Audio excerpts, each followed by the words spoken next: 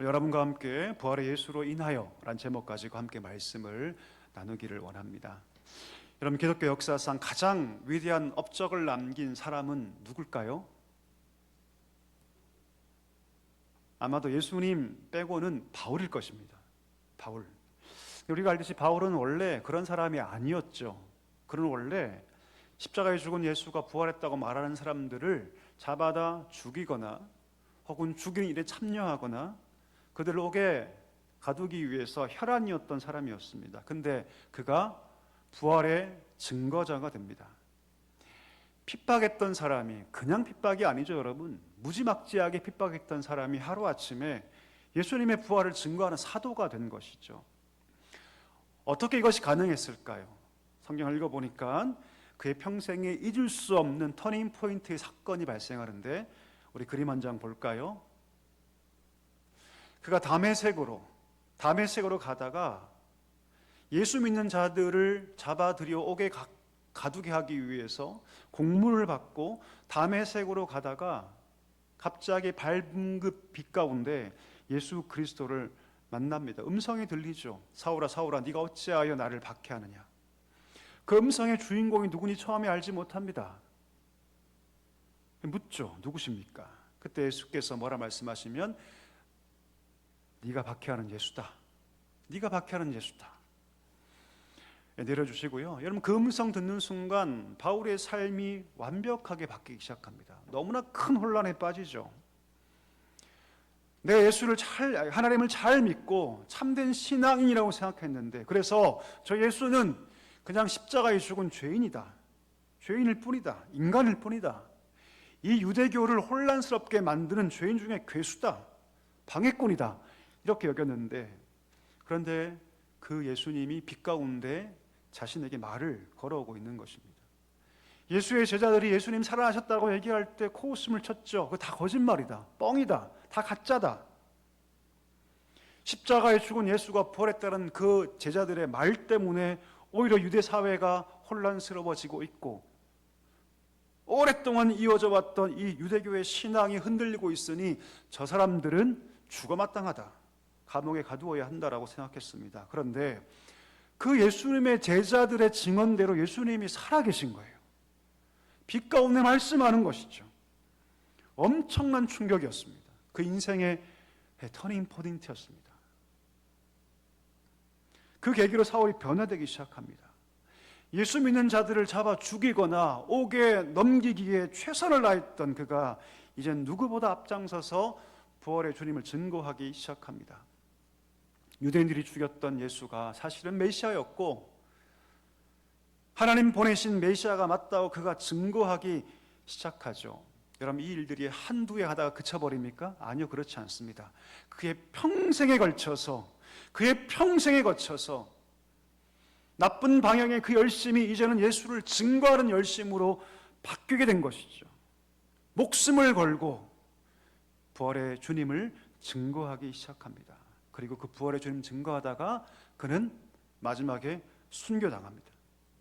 전승에 의하면 여러분, 바울은요 예수님처럼 십자가 지기를 원했어요. 근데 그는 십자가 지지 못하죠. 왜요? 그건 로마 시민권자였기 때문에. 로마 시민권자들은 여러분 십자가형을 할 수가 없습니다. 그는 예수님처럼 십자가에 달려 죽기를 원했지만 그는 십자가형을 받지 못하고 참수형을 받습니다. 그만큼 여러분 십자가형은요 고통스러운 그런 사형 틀이었던 것이죠. 여러분, 바울은요 자기가 가지고 있는 가장 마지막 가장 소중한 것 뭘까요? 생명입니다. 목숨이죠. 목숨. 그의 인생에 가지고 있는 가장 소중한 것 바로 생명을 주를 위해 드리는 것을 기뻐합니다. 마치 여러분 제사를 드리면 제사 마지막에 뭘 붓습니까? 포도주를 붓고 기름을 부어요. 고기를 우리가 보통 구워보면 마지막에 포도즙 같은 거를 이렇게 끼얹으면 향이 확 올라오죠. 그렇죠?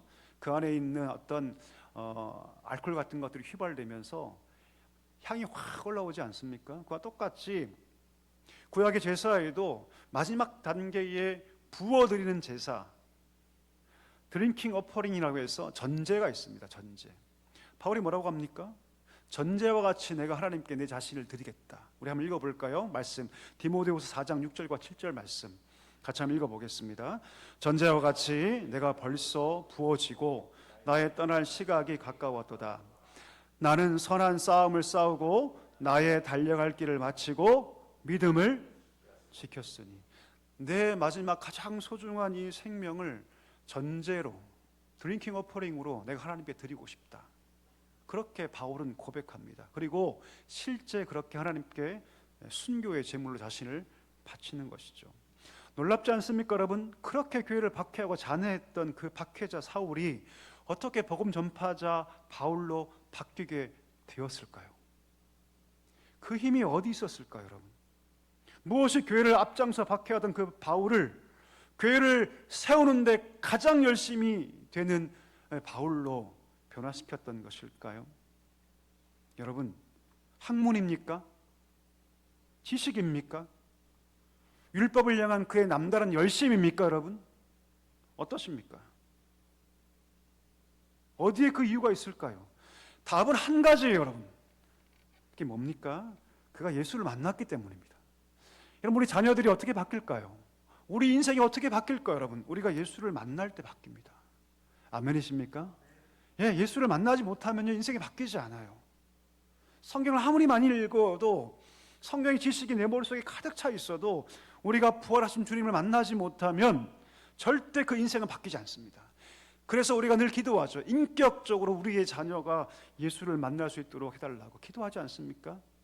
인격적으로 그를 만난다는 것은 내 영혼의 깊은 심연 속에서 예수를 인격적으로 만나는 것입니다. 오늘 바울이 예수를 만났기 때문에 그가 진짜 바울이 됩니다. 예수님 따라왔던 제자들 한번 볼까요? 그들은 여러분 3년 동안 예수님과 함께 동고동락합니다. 주옥 같은 말씀을 듣죠. 가장 가까이에서 예수님의 기적을 경험하죠. 심지어 예수님으로부터 뭐라고 얘기 듣습니까? 고난당하고 내가 죽임당하고 부활할 것이다. 그 얘기를 3번이나 듣습니다. 자, 이 정도 되면 스스로 준비하여 이 고난을 대비하고 있어야 하는 거 아닙니까? 그런데 예수님께서 잡히실 때, 예수님 죽으실 때 그들은 뿔뿔이 다 흩어지고 맙니다. 우리가 아는 가룟 유다, 마지막에 예수님 배반하고 스스로 목매어 죽습니다. 수제자 베드로, 예수님 신문당할 때 3번이나 예수님 모른다고 마지막에는 저주하며 부인합니다. 많은 제자들이 뭐라고 얘기합니까? 내가 심지어 죽을지언정 절대 예수님 떠나지 않습니다. 절대 예수님 떠나지 않습니다. 그렇게 얘기했던 제자들이 군병의 발소리 앞에, 군홧발 소리 앞에 그들은 다 도망가 버립니다. 다 도망가 버려요. 십자가 앞에 다 꽁무니를 내빼버리죠. 3년 동안 함께했던 예수 그리스도가 십자가에 달리실 때 요한 외에는 예수님의 죽음의 현장에 나타나지도 않았습니다. 자, 놀랍게도 근데 그런 제자들이 변화되죠. 언제 변화됩니까? 마치 빛 가운데 이 사울이 예수를 만나서 바울이 했듯이 오순절 성령 강림 사건 속에서 그들은 예수를 만나요. 여러분 사도행전을 보면요, 성령을 뭐라고 표현하냐면 예수의 영이다 표현하거든요. 예수의 영이다. 예수의 영이 반복해서 말하고 있죠. 무슨 말일까요, 여러분? 성령, 삼위 하나님의 관점에서 여러분 성령은요 예수의 영이에요. 성령이 그 가운데 임하시니 그들이 그 성령의 임재 속에서 예수를 만나죠. 그리고 그들의 인생이 완벽하게 바뀝니다. 담대하게 예수를 증거하기 시작합니다. 약속이나 한 듯이 예수님께서 죽으신 것이 아니라 부활하셨고 그분은 우리가 그렇게 기다리던 메시아이다. 산헤린 공회가 아무리 겁박해도 조금도 두려워하지 않습니다. 조금도 주저하지 않죠. 여러분 산헤린 공회가 어떤 공회입니까? 예수님을 죽이기로 결의한 공회 아닙니까? 그러면 예수님처럼 자신도 죽을 수 있는데 그들은 조금도 아랑곳하지 않고 목숨을 내놓고 예수님의 부활을 증거하기 시작합니다. 오늘 본문 한번 볼까요? 우리 본문 잘 아는 사건이죠. 제3 오후 3시 제9시 기도 시간에 베드로와 요한이 성전으로 들어갑니다. 그때 그 입구에서 평생 한 번도 걸어보지 못한 나면서부터 안진뱅이 거린을 만납니다. 그가 구걸할 때 베드로 요한이 뭐라고 얘기합니까? 은과 금은 내게 없거니와 내게 있는 것으로 내게 주노니 나사렛 예수 그리스도의 이름으로 걸으라. 할렐루야. 예, 왜 이런 말을 했을까요? 분명히 알고 있었죠. 한 사람이 바뀌는 것은 돈의 힘이 아니다. 돈이 많아서 많은 교육을 받고 좋은 대학에 들어가고 성공해서 그 사람이 바뀌지 않는다. 오히려 악해지면 악해지고 강팍해지면 강팍해지지. 사람이 바뀌는 것은 돈에 있는 것이 아니라 성공에 있는 것이 아니라 그리스도를 만날 때, 주님을 만날 때, 평생 한 번도 걸어본 적이 없는 불쌍한 사람, 평생 한 번도 누군가에게 사람 대접받지 못한 그 불쌍한 사람, 이 사람에게 필요한 것은 돈이 아니라 성공이 아니라 물질이 아니다. 바로 예수 그리스도다. 이것을 알려주고 싶었던 것이죠. 이 믿음이 적중합니다. 그리고 40년 동안 한 번도 걸어보지 못한 자가 펄쩍 일어나 성전 안으로 뛰어들어가며 하나님께 영광을 올려드립니다. 그 장면 한번 상상해 보십시오. 지금 기도 시간입니다, 여러분. 공식적인 기도 시간이죠. 더위가 다 가시고 한낮 낮더위가 다 가시고 이제 좀 선선해질 쯤에 사람들은 기도하러 오거든요. 오후 3시. 수많은 사람들이 기도하러 올 때 성전 미문에 앉아있던 이 안진뱅이 거린이 두 다리로 뛰며 성전에 들어와 하나님을 찬양하는 모습 바라볼 때 그들이 놀라죠. 서로 묻습니다. 아니 이것이 어떻게 가능하지? 그 사건 때문에 사람들의 관심이 베드로와 요한에게 쏠리기 시작할 때 마치 신이 현현한 것처럼 그렇게 두려움과 놀람으로 베드로와 요한을 바라볼 때 그들이 뭐라고 얘기합니까? 이렇게 얘기하죠. 우리를 주목하지 말라. 우리가 행한 것이 아니다. 우리의 능력으로 이 사람들을 고친 것이 아니다. 너희가 십자가에 못 박은 예수, 그 예수님께서 부활하셨고 살아나셨고 오늘 이 큰 일을 행하셨다라고 그는 선포합니다.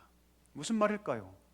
예수님이 죽으신 것이 아니라, 죽음으로 끝난 것이 아니라 죽음을 이기시고 부활하셔서 오늘 이 자리에 계시고 부활하신 주님이 오늘 평생 안진뱅이로 살아왔던 이 사람을 고치셨다. 바꿔 얘기하면 여러분, 그 부활의 주님이 지금도 이 자리에서 역사하고 계신다. 할렐루야.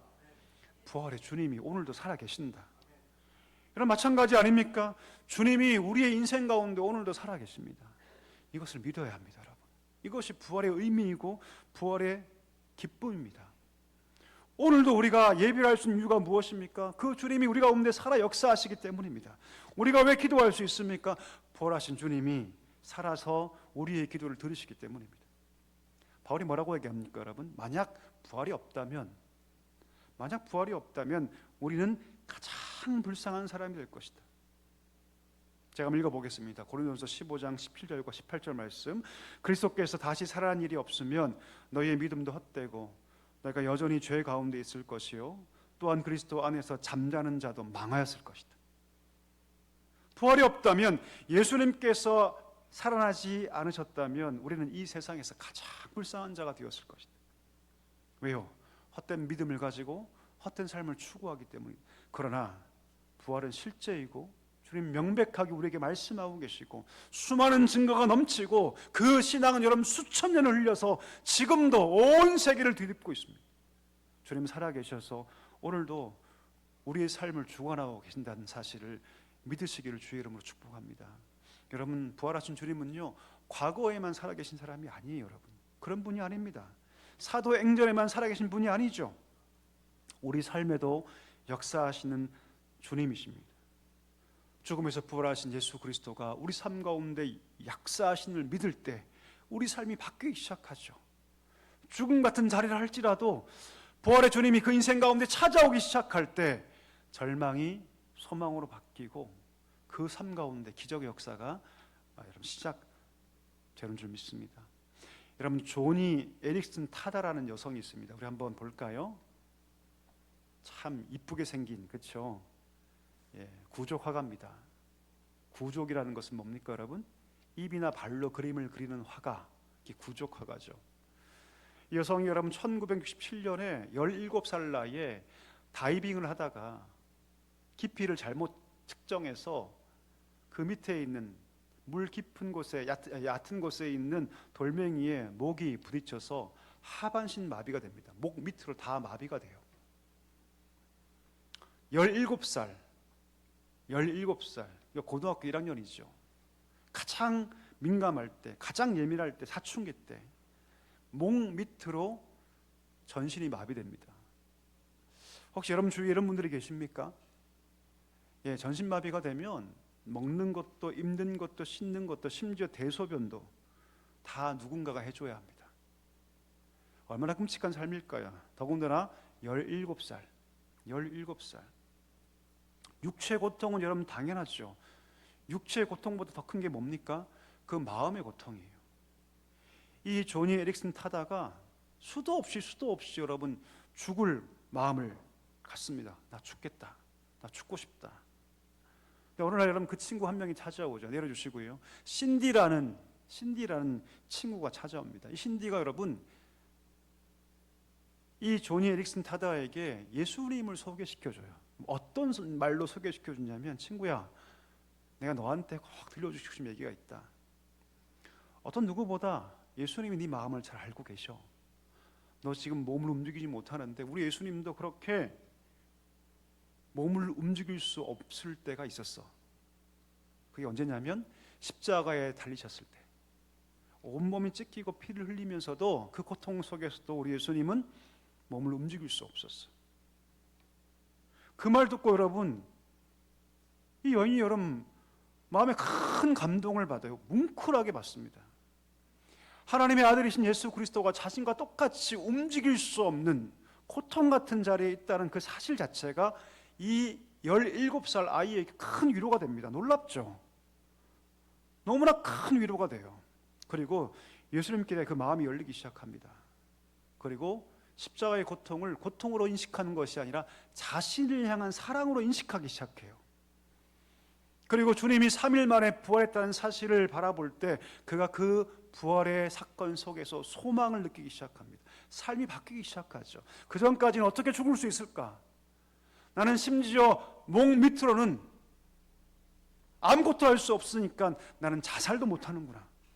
그런 마음을 가지고 살고 있었는데 예수 그리스도의 그 부활 사건, 십자가 사건을 바라보면서 그 마음 가운데 소망을 얻기 시작합니다. 그리고 새로운 삶을 계획하기 시작하죠. 손을 움직일 수 없으니, 발을 움직일 수 없으니 유일하게 움직일 수 있는 입을 가지고 그림을 그리기 시작합니다. 오랜 시월이 흐르죠. 그리고 구족 화가가 되는데 아주 명성을 날리게 됩니다. 그리고 방송에 출연하면서 자기에게 어떤 믿음이 있는가를 간증하기 시작하는데 미국 전역에서 엄청난 반응을 얻게 됩니다. 그리고 그가 유명한 사람이 되어서 예수 그리스도의 그 복음, 부활의 그 십자가를 전하는 자가 됩니다. 심지어 그 평생에 지금까지도 32권의 책을 저술합니다. 손도 쓰지 못하는 여성이 32권의 책을 저술하는 세계적인 저술가가 되죠. 우리 한번 생각해 볼까요? 온 몸이 마비가 되어 있습니다. 소망이 없죠. 어떻게 죽을 수 있을까? 날마다 그 생각밖에 할 수가 없습니다. 어떻게 이런 이 사람이 제2의 인생을 살 수 있게 되었을까요? 그 답은 한 가지죠. 예수님이 그 마음 가운데 들어가셨기 때문입니다. 예수님이, 정확하게 얘기하면 부활하신 주님이 그 마음 가운데 깊이 들어갔기 때문입니다. 그 믿음이 그녀를 새로운 삶을 살게 만들었던 것이죠. 그의 책에서 이런 말을 합니다. 한번 읽어볼까요? 제가 읽어보겠습니다. 띄워주시죠. 이렇게 말합니다. 나는 이제 미래에 대한 소망이 있다. 성경은 우리의 몸이 하늘에서 영화롭게 된다고 말한다. 손가락은 오그라들어 구부러지고 근육은 쇠약해지고 무릎은 비틀리고 어깨 아래로는 아무런 감각이 없는 내가 언젠가는 가볍고 밝은 눈부신 의의 옷 입은 새로운 몸을 가지게 될 것이다. 오직 그리스도의 부활의 복음 안에서만 상처 입은 사람이 이처럼 놀라운 소망을 발견할 수 있다. 놀란 고백이죠. 놀란 고백입니다. 그가 어떤 지금 꿈을 꾸고 있습니까?